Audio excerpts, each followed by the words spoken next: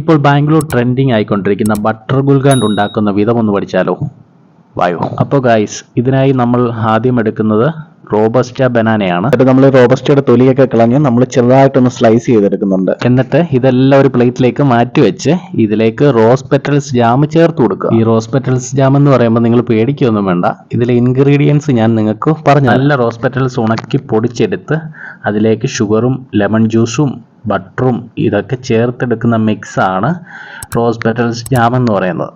ഇപ്പോൾ മനസ്സിലായില്ലേ? അത്ര വലിയ സംഭവമൊന്നും അല്ലെന്ന്. മേക്ക് ചെയ്യുന്ന വിധം നിങ്ങൾക്കൊരു ബുദ്ധിമുട്ടായിട്ട് തോന്നുന്നെങ്കിൽ നിങ്ങൾക്ക് ഓൺലൈൻ സ്റ്റോറുകളിൽ നിന്നും ഇത് പർച്ചേസ് ചെയ്യാവുന്നതാണ്. ഇല്ലാന്നുണ്ടെങ്കിൽ അടുത്തുള്ള ഹൈപ്പർ മാർക്കറ്റിൽ പോയി കഴിഞ്ഞാലും നിങ്ങൾക്ക് ഇത് പർച്ചേസ് ചെയ്യാവുന്നതാണ്. അങ്ങനെ ഈ ജാം അതിലേക്ക് ആഡ് ചെയ്ത് അതിലേക്ക് വാനില ഐസ്ക്രീം സ്ക്യൂബ്സും കൂടി നമ്മൾ ആഡ് ചെയ്ത് കൊടുക്കുന്നുണ്ട്.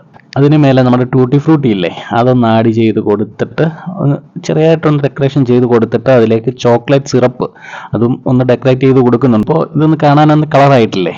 ഇത്രയേ ഉള്ളൂ. ഈ സ്റ്റെപ്സ് ഒക്കെ ഫോളോ ചെയ്തിട്ടുണ്ടെങ്കിൽ ഇപ്പോൾ നിങ്ങളുടെ മുന്നിലിരിക്കുന്നതാണ് ട്രെൻഡിങ് ആയിട്ടുള്ള ബട്ടർ ഗുൽഗാണ്ട്. അപ്പോൾ എല്ലാവരും ഇതൊന്ന് ട്രൈ ചെയ്ത് നോക്കുമെന്ന് ഞാൻ പ്രതീക്ഷിക്കുന്നു. അപ്പോൾ അടുത്തൊരു വീഡിയോയിൽ കാണുന്നവരേക്കും ബൈ.